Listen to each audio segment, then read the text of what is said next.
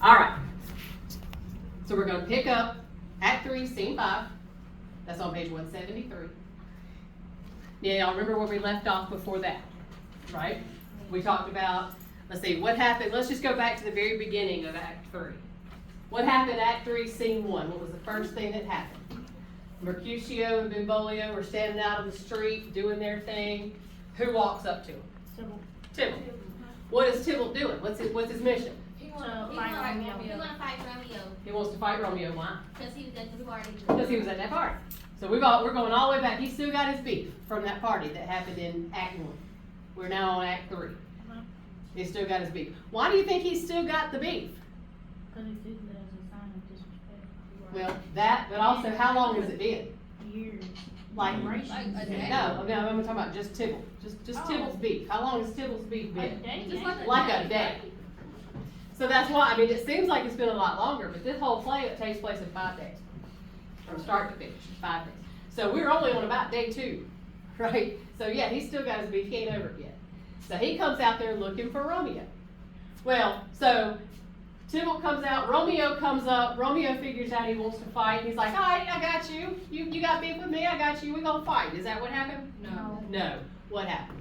He said he didn't want to fight, that he didn't have no Why? beef with him, because he's married cousin. He don't want the He married his the capitalist to like fight. Well, that too. That too. I mean, that's a big reason right there. Because he didn't want to start, because what did the prince say was gonna happen? They would Gonna die. whoever was. Yeah, somebody gonna die. He's like, if this business comes up again, somebody's gonna die. But even past that, why did Romeo specifically not want to fight with Tybalt? Because it was Because that was Juliet's Because cousin. because they're related by marriage now. So he says, nah man, I'm not gonna fight you. Mercutio sees that as what? Weakness. He's chicken. Chicken. Mercutio gets mad. Mercutio's like, all right, Romeo, I'll tell you what, bro, if you ain't gonna fight him, I will.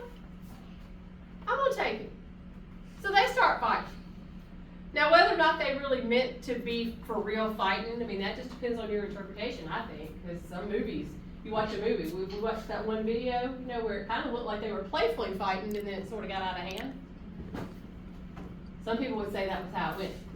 Some people would say that they really were fighting to kill in the first place. Just depends on interpretation, I think. But, nonetheless, Romeo steps in the middle of them, what happens? Tybalt was stabbed, Mercutio, Tybalt stabs Mercutio underneath his arm. from under his arm. Because Mercutio asked him, why'd you get between us? He got me under your arm. You basically paved the way for him to get me. Romeo says, well, I mean, I just did what I thought was right, man. I mean, he didn't mean for that to happen. So I just did what I thought was the best thing to do. I'm not trying to hurt anybody. Nonetheless, Mercutio, what happens? He dies. Well, now Romeo's ready for a fight. Because he's got to do what? Avenge him. He's got to avenge his death. So he's ready for the fight. Romeo goes and fights him and says, all right, man, you killed my friend. Mercutio's soul is up above our heads. It's lingering, waiting on somebody to join him. It's going to be me or you. Maybe both. But somebody's going to join him. I got you.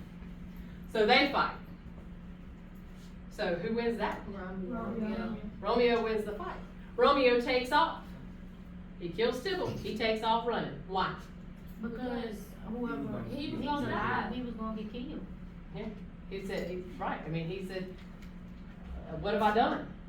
I mean, what is the typical punishment when you kill somebody? Yeah. So not only is that just the typical punishment anyway, but the prince done told him, y'all start this crap again, and I'm gonna execute. I'm done playing nice with you Montagues and Capulets. I'm gonna get you. All right. So he runs and he hides. Prince comes, says, what happened here? Who's the one who told him? You know, basically gave him the whole lowdown on what had happened. It was Benvolio. Now, what side is Benvolio on? He's on the captain. No, Montague. He's a Montague. So he says, hey, you know, here's what happened. Romeo comes in, and Romeo says, hey, y'all don't need to be doing this fighting. They did it anyway. Well, Romeo just went after Tybalt. He had to avenge Mercutio. The prince buys this because who's he related to? Mercutio. So he says, all right, I'll tell you what. I won't put him to death, unless he comes back here. Long as he's run off, let's just let him run. As long as he stays gone, he's good. He'll just be banished. He can't come back here. Because if he does, we're gonna kill him. That's what he says. Alright, so then somebody's gotta get that word to Juliet. Juliet's at her house. This is where we came in on scene 2.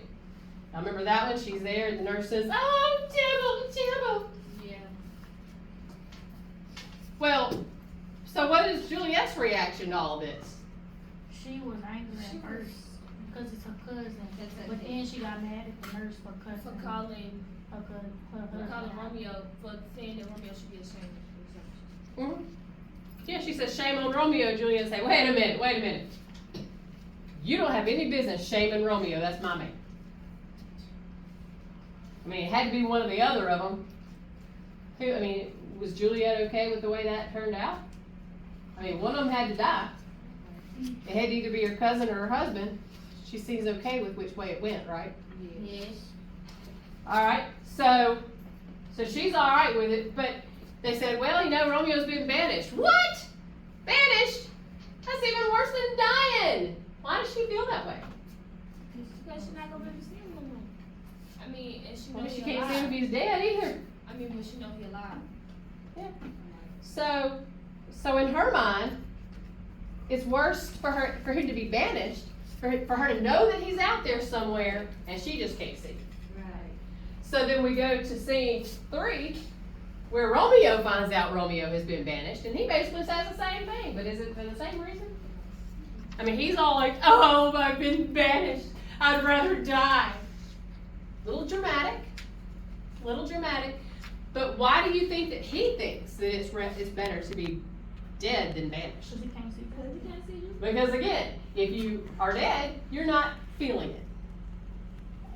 He says, hey, at least if I was dead, I don't know what's happening, but now I've got to actually be alive and know that I can never see her again, and that's painful. And that kind of pain is just worse than being dead. Fryer says, you have got to be out of your mind. It is way worse to be dead because death is what? Permanent. So you could get over this banishment situation, but you're not going to undie. He says, you need to be a little more grateful, man, because that prince could have got you. You should be more grateful. Romeo doesn't see it that way. Finally, the nurse comes in. Y'all remember the nurse come in. What does she say? She's there on behalf of who? Juliet. So they decided that Romeo and Juliet are going to do what? That one time. They're gonna sneak in and see each other. Ain't that what Using that thing, what's that thing they had? The last. The ladder? That ladder from way back in Act 2. Ain't that what They finally got to use the ladder. So, in the meantime, he goes up and he enjoys his night with Juliet. They see each other, they do whatever it is that they do. In the meantime, downstairs, while this is going on upstairs, unbeknownst to them, you got Mama and Daddy in Paris downstairs talking. What do they figure out? they should get married. That should immediately. They're gonna get married. Okay, so let me ask you this. So because we remember that they said, what was it that Capulet said at the beginning? That he wanted Juliet to figure out who she wanted to marry and if she wanted to marry, and it was gonna be her choice. So at the beginning, Capulet says, oh, well, she's my only daughter and I love her and I just want her to be happy. Her happiness means more to me than anything else. And so he says, I won't let her choose. I want her to choose what she gets to do. Well, now, 2 scenes later, he says, you know what, Paris, I'm just going to let you marry my daughter. Y'all are going to do this Thursday. And that's the end of it. Why? Why did he change his mind? Why did he completely do a flip-flop, a complete 180 from his way of thinking at the beginning and his way of thinking now? I guess he thought that life was too short, That could be it. and he Life is didn't want too her short. to. He didn't want her to die like unmarried or something. Didn't want her to die alone. Could be that. So there's all kind of inferences that can be made on that. All kinds of. We can say, that he wanted an heir. I mean, now Tybalt's gone. That's one of the male members of their family. Now they need an heir. Capulet didn't have any sons. Maybe he's trying to get him a son. Maybe he's trying to, he sees that this whole Montague Capulet, this death situation, you know, the eye for an eye thing they have happening. He's trying to get a leg up on the Montagues politically, because Paris is a count. He's Count Paris. So he's pretty significant. He's a significant man. We get somebody of that significance into our Capulet corner, and hey, we're gonna have the leg up on top of some Montagues. Could be that. All kinds of reasons. And we may find out what the actual reason is. Give it a minute. Alright, so that's where we are now. Capulet has planned a wedding for his daughter, Paris. And that wedding is to take place when? Thursday evening. Alright. So, Juliet still doesn't know about this. She's still upstairs with Romeo. That's where we are right now. Where we are right now is when we come in on scene 5, Act 3, scene 5, page 173, we are in Juliet's bedroom. Romeo and Juliet have spent their evening together, you know, seeing each other for the last time before Romeo has to take off. The sun's starting to come up now. What was Friar Lawrence's warning to Romeo when they decided they were going to do this? He warned him. He said, you got to be out by when? By morning. By morning. When the sun comes up, you got to be getting out. Yeah. You got to be getting out. Because what happens if he gets caught? He's gonna die. He's gonna be killed. Exactly. So you got to be out. That was the last warning he had. So here we are. It's coming up on daylight. There at the window. She's begging him not to go. All right, Juliet. Must you go? It's nearly day. It was a nightingale, and not the luck your word ear could hear. It sings every night as the comforting tree there. Believe me, lovely was the nightingale. It was dark. It was the dark morning herald, not the nightingale. Look, my love, how just that like precious pierces through the clouds. Therein the east. The stars have disappeared, and a pleasant day stands poised. On the most misty mountain top, I must be gone, and I will stay there. That's like my daylight. I know it's a message or the sun's visit, which is to be your torture bearer tonight, to light your way to Mantua. Therefore, stay a little longer. You don't have to go yet. Let me be arrested. Let me be put to death. That's all right with me. If it's all what you want, I'll say that's the gray light over there. It's not a sign of morning. It's just the moon's reflection. And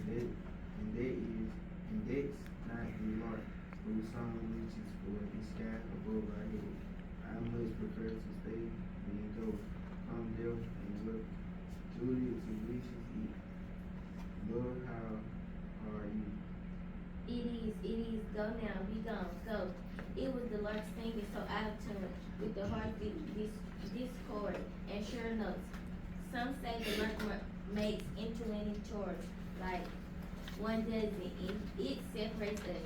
Some say the lark exchange eyes with the low sum total. I wish nowadays exchange voices to the lark's voices part us chasing you away with the husband's early morning. Go now, it's getting so much lighter. Much lighter, our light. Much darker, our shadow.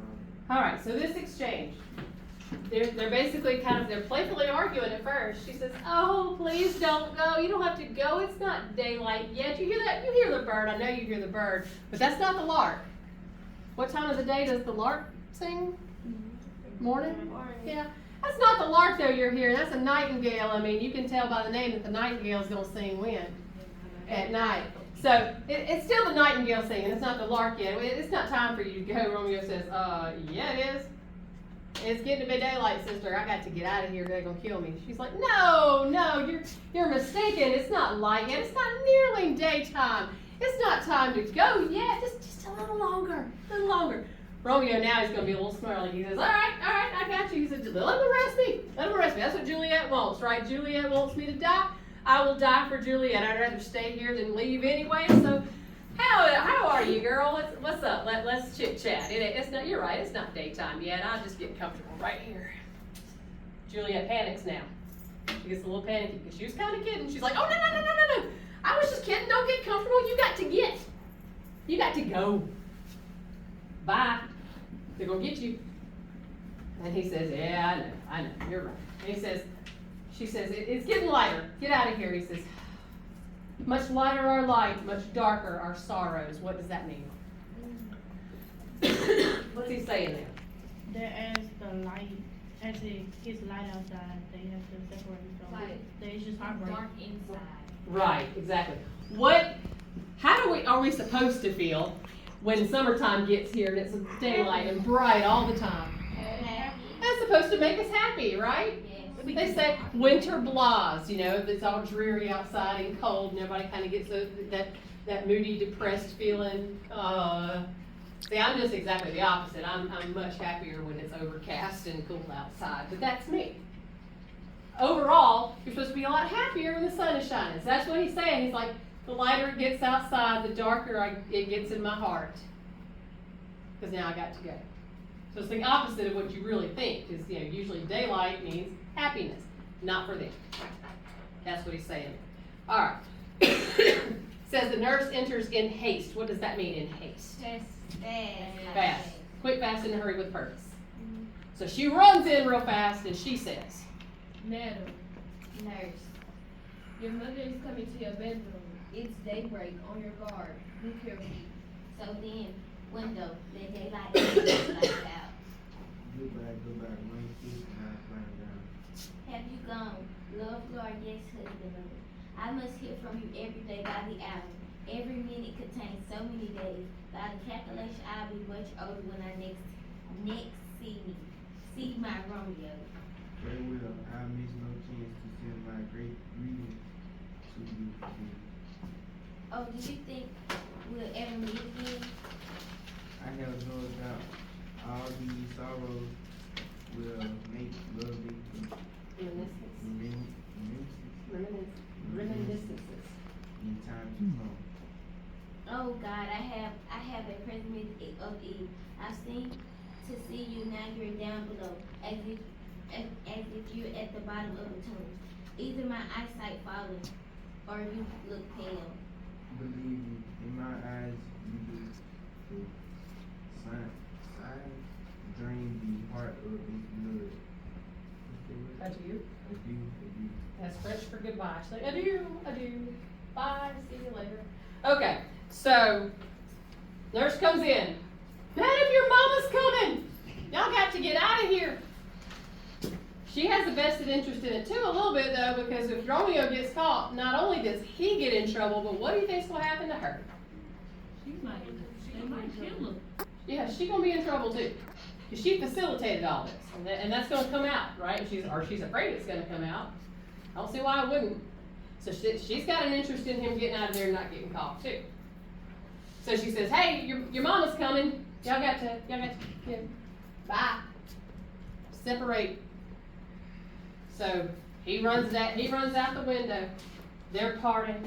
Oh, she says, every minute contains so many days. What is that an example of? What that thing up here? Hyperbole. That's an exaggeration if I ever heard one. Every minute contains so many days. I mean, let's think about it logically. How many days are in a minute? Can't do that. She's exaggerating. She's like, that things drag on and on and on. Every minute feels like days. Hyperbole. But anyway, so she says, I'm gonna be so much older by the time I see him again. It's gonna be so long before I see you. Bye. He leaves, and then they said, oh, you look so sad. Your skin is pale, and you just look terrible. And yes, you do too. And he says, sighs drain the heart of its blood. They're just sad. I mean, when you're sad, what does your face look like? Yeah. You might lose your color a little. I mean, just depending. You kind of get depressed enough. You're just drained of all life. And that's what he's saying. He's like, this is just such a sad situation. I'm sad. You're sad. We don't even look like happy people. We look like we're dead on the outside, just like we're dead on the inside. So he leaves out. And then Juliet is left. Oh, Fortune, I don't mean to call you fickle. If you're so fickle, why have you with one like Romeo? Renounce from his faith. Be fickle, Fortune, because then you will not keep him long to send him back to me. Daughter, are you up? Who's that calling? It's my mother. Did she go to bed late or did she rise early? What's happening to bring her here? What's the matter, Juliet? Madam, I'm not good. Still looking for your cousin Delaware? Will you watch him from his grave with your tears? Even if you could, it wouldn't bring him back to life. Therefore, cry no more. Good and moderation is a clear sign of love. Too much of this foolishness. Let me cry for such a grievous loss. You'll feel the loss, but that won't help the friend for whom you weep. I feel lost so much. I can't stop weeping for the friend. Well, my girl, you're weeping not so much for Tibble's death, but rather that the villain still alive who murdered him. What villain, madam? That villain, Romeo. Okay. What we're seeing here is a huge, huge example of irony. A couple different kinds, actually. It's dramatic irony because what do we know that Mommy doesn't know? That they are married. Well, that too, but I mean, let's go back. Verbal irony. What is Juliet saying when she means something different? She's saying, let me cry for such a grievous loss. She's not talking about Tybalt, she's talking about her, She's talking about the loss of Romeo. She's not talking about the loss of Tybalt at all. I'm sure she's sad about that, but is that what she's crying over at this point? No. But that's what Mommy thinks. So, we have dramatic irony because we know who she's really crying over. Mother doesn't know who she's really crying over. So we have dramatic irony there, but it's also verbal because of what she's not saying. And it goes on, she says, I can't stop weeping for the friend. Who's the friend? Romeo. Who does Mama think the friend is? Tybalt. More of that. That whole entire section there. Irony. Verbal and dramatic. Okay, so Lady Capulet says, you're not crying so much because Tybalt's dead, you're crying because that villain that killed him is still alive. Juliet says, what villain, Mom? Y'all ever been so guilty that you felt so guilty that you almost overshoot your innocence? Yeah. Like you're talking so much about how innocent you are that it almost makes you look guilty? Yep. Like you're trying too hard. That's what she's doing here. Mama says, that villain that's still alive and who murdered him. What villain are you talking about, Mom? No one she knows. That villain Romeo. Wait, Juliet knows exactly where Romeo is. To herself, she says, That villain's many miles off now. God forgive him, I do with all my heart. Yet no man grieves my heart more than he does. That's because the shadow is my lives. Yes, madam. Beyond the reach of these hands of mine, would that I long could revenge my cousin's death. all right, there you go. More verbal irony. She says, God forgive him, I do, with all my heart. She says, yet no man grieves my heart more than he does. Talking about Romeo. Now, again, if you're Lady Capulet, you're thinking she means what? Romeo's made me so sad because he killed my cousin. His killing my cousin grieves my heart. No man grieves my heart like that villain who killed my favorite cousin. That's not what she means. Her heart's grieving because he's what? He gone. More of that verbal irony and dramatic. So Juliet says, well, first Lady Capulet says, that traitorous murderer lives. And he says, yes, beyond the reach of my hands. That has a double meaning too, right? Depending on which side you're on. If I could just get my hands on him. He's out of the reach of my hands and I hate that. Because if I could get my hands on him, I'd kill him. That's what Mama's thinking. Juliet just wants her hands on him because why? Because she's in love with him, she thinks. All right, but Mama has a plan. Mama's like, all right, sweetie, I got you. We gonna get ours. We gonna get ours. Go ahead, Lady Capulet. Tell us what we're planning on doing. We'll have our Vengeance. vengeance, do not fear. So if no more, I'll send someone to men to where that Betty broke you is living, and he'll give him such an unusual cocktail that he'll soon be keeping to the company. Then I trust you'll be satisfied. Indeed, I never should be satisfied with Romeo till I behold him dead. Is my poor heart, what that word is? Mourn? Mourn my kinsman, man, so much. Madam, if you could find a man to transport the poison, I'd mix it so that Romeo received it would soon sleep sweetly. Oh, how my heart owes to hear him name when I can't reach him to avenge the love that I have for my cousin and his father. You find the man and I'll find the man, but now I've got good news for you, my girl. Alright, so what is Lady Capulet's plan? She's gonna do what? Poison him. She's gonna find Romeo, she's gonna get somebody to go to Mantua, give him some kind of cocktail, she said. Some kind of cocktail she has mixed, which we know is gonna be what? Poison. And he's gonna be keeping Tybalt company. Where's Tybalt? Dead. So to keep Tybalt company, you have to also be what? There you go. Then Juliet says, oh Lord, what can I do? So she says, I got this, I know what I'm gonna do. Mama, let me help you. Let me get in on that, man, because I hate that Romeo so much. Let me get in on this. Here's what I'm gonna do. You go and you find the man. You find the person to deliver it. And you know what? I'm gonna mix that cocktail myself. I'm gonna get him. I'm gonna mix that cocktail myself. What's she gonna do? She gonna mix a cocktail, but it's gonna be what? No. No, what is Juliet gonna do? She ain't gonna put it in the pot. No, she's not gonna kill him. She gonna give him some Kool-Aid or something, right? Yes. I'm gonna mix a cocktail of sugar and water. Boy, that'll do it in. You find the man, and I'm gonna mix that drink myself because I wanna have my hand in this. That's what it makes it sound like to Mama. She don't like Romeo and then she wanna kill him. Right.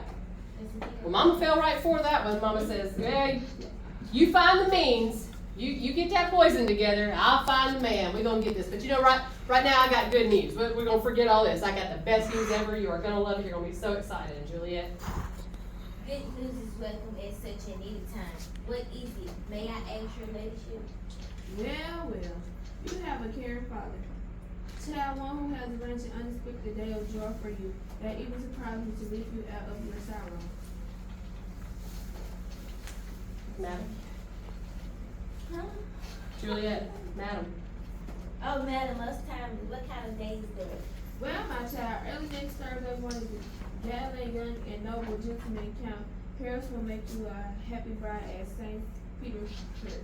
Now by St. Peter Church and Peter too, he won't make me happy bride there. I'm amazed at this hate that I must marry before the man who's to be my husband start to court me. With respect, tell my lord and father, madam, that I will not marry him. And when I do, I swear it will be to Romeo, whom you know I hate rather than to Paris. Needs indeed. Needs indeed.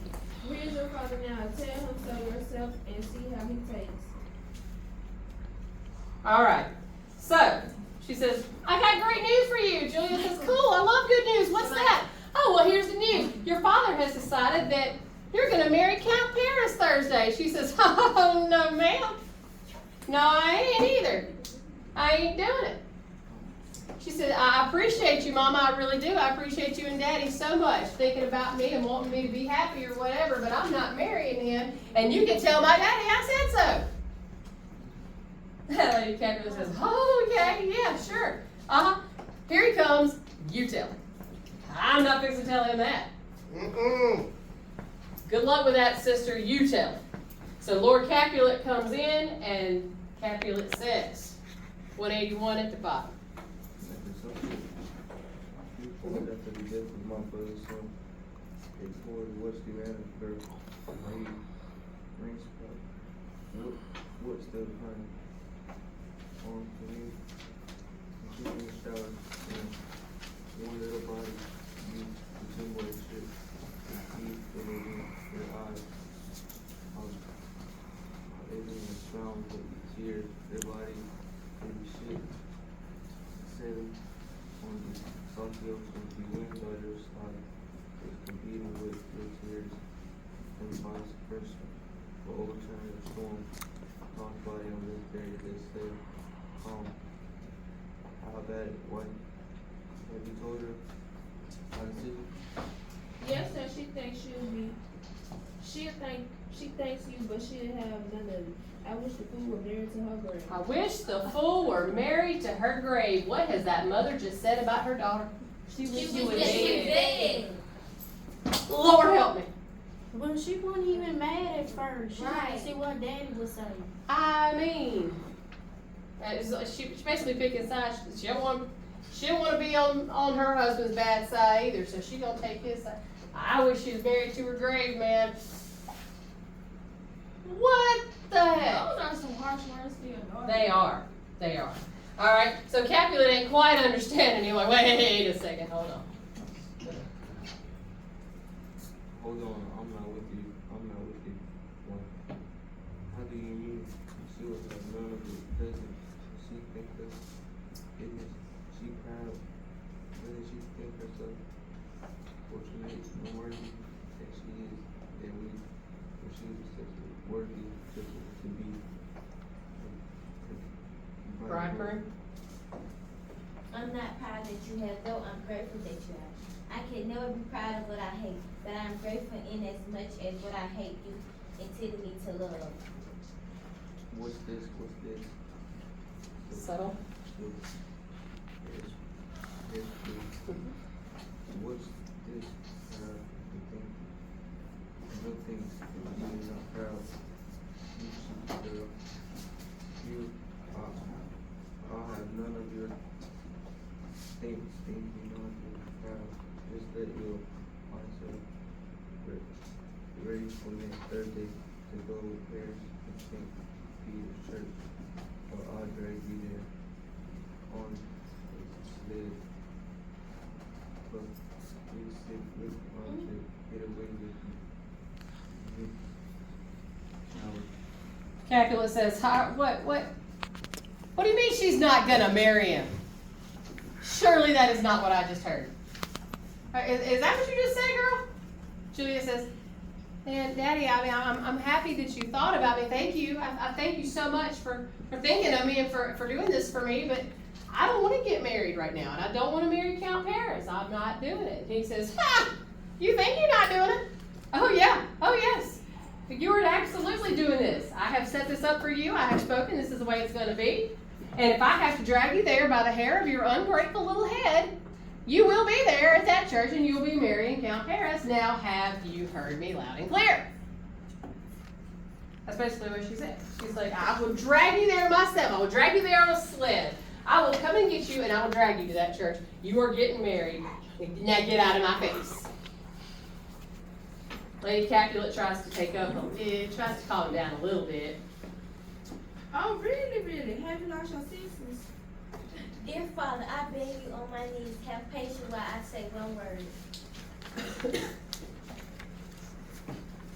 You came to you because you Disobedient? disobedient. I'll tell you what, go to church on Thursday before you never look me in my face again. Don't say nothing, don't reply, don't answer me back. My fingers are itching. Once we touch, we were going to bury them and say God gave us only child. But now I realize that this one is going to live and we will curse and her to bring this to her. He works with preaching. All right. He says, don't even look at me anymore. What does he mean when he says my fingers are itching? He want to hear something. Oh, yeah. I got itchy fingers, man. I'm itching. My fingers are itching. I cannot believe how ungrateful she is. Wife, we used to call ourselves lucky that we had this one child, but now, you know what, I'm starting to think one child may be about one too many. So it's like he's not even wishing she was dead anymore. He's wishing what? He ain't never had one. Yeah, he's wishing she'd never been born in the first place. That is some harsh stuff for a man who, like 2 days ago, was like, I'm going to let her choose whether she gets married or not. His own daughter. Yeah, right? I got one daughter, folks. I got one daughter, and there's never been a moment in my lifetime, even when she disobeyed me or disagreed with me, never been a moment where I said, I kind of wish she'd never even been born. That's harsh. That's harsh words right there, man. They were serious about that. He was mad, evidently. Alright, it is about time to leave, so we're gonna pick up on 185 on Friday. Y'all think Romeo and Juliet are in love? For real? Just based on what you know so far, can they be in Yes love? and no. I mean, cause you told us it happened in 5 days. Y'all just in 5 days, so no, but yes. Yeah? Like, I mean, no. You don't think it's possible for them to be I in still love? think by I still think it's just a tradition. Can I pick the books up? that? Alright, we're gonna pick up but where we left off on Friday, and now we're gonna get out of here. Get off.